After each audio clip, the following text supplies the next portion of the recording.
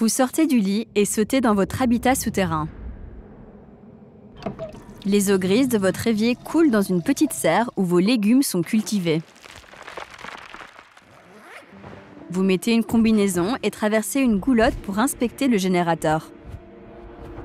À l'extérieur, il fait noir, tout comme les 12 derniers jours. Ce n'est pas un scénario post-apocalyptique, c'est juste un autre jour sur la Lune.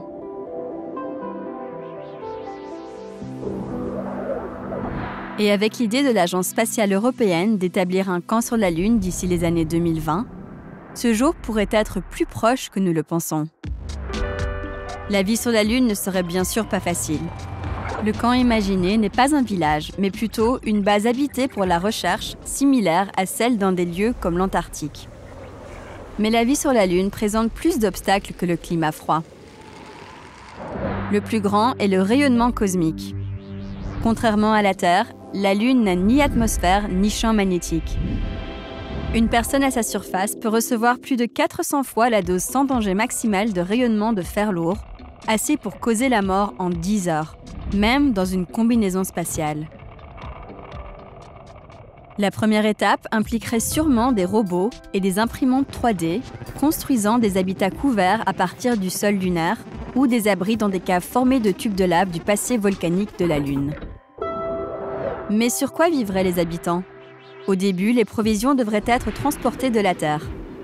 Pour cultiver des plantes, il faut un sol de serre et de l'air riche en CO2, un gaz rare sur la Lune, mais qui pourrait être synthétisé à partir de matériaux recyclés. Une usine de traitement d'eau pourrait être alimentée en glace issue de régions polaires grâce à une foreuse pouvant creuser 2 mètres sous la surface lunaire. Les bactéries et les virus nécessaires au microbiome et au système immunitaire humain devraient aussi être importés ou synthétisés sur place. Les habitants lunaires devraient faire beaucoup de sport pour garder leur masse osseuse et musculaire. C'est parce que la gravité de la Lune est 1/6 de celle de la Terre, et l'effort quotidien de travailler contre la gravité nous garde en bonne santé. Mais pourquoi se donner tant de mal pour construire une base sur une pierre morte qu'on a déjà visitée? Les missions Apollo de la NASA n'ont exploré que de petites parties de la Lune.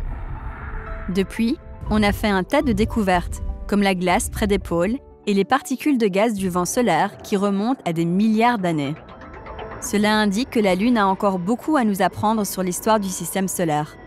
Un télescope radio à l'autre extrémité pourrait observer le cosmos, protégé de l'interférence électromagnétique de la Terre. La surface lunaire étant riche en minéraux comme le silicium, l'aluminium et le magnésium, il y a un grand potentiel économique pour le minage. Mais le plus grand bénéfice du camp sur la Lune pourrait ne pas être sur la Lune, mais derrière elle. Avec un monde potentiellement habitable à des années-lumière et la Station spatiale internationale qui sera arrêtée dans 10 ans, une base lunaire pourrait être notre premier point d'appui pour devenir une espèce interplanétaire. Des propositions comme le Deep Space Gateway envisagent de lancer des missions d'une orbite lunaire. La faible force gravitationnelle nécessiterait moins de carburant et permettrait d'avoir des vaisseaux plus grands et plus de cargaison. En même temps, la base sur la surface pourrait servir de terrain d'essai pour des opérations spatiales, une station-service et un entrepôt tout en un. Avec l'appui de l'Europe, la Russie, la Chine et des États-Unis, le camp sur la Lune pourrait engager les agences spatiales de toutes les plus grandes nations et des entreprises privées. Bientôt, la Lune pourrait être animée d'opérations de minage, stations de recherche et routes touristiques, tout comme d'un chantier de construction sous un port spatial orbitant. On est plus proche que jamais de faire de la Lune un élément de la maison de l'humanité. Continue à apprendre avec ces vidéos et n'oublie pas de t'abonner. Ne manque jamais une occasion d'apprendre.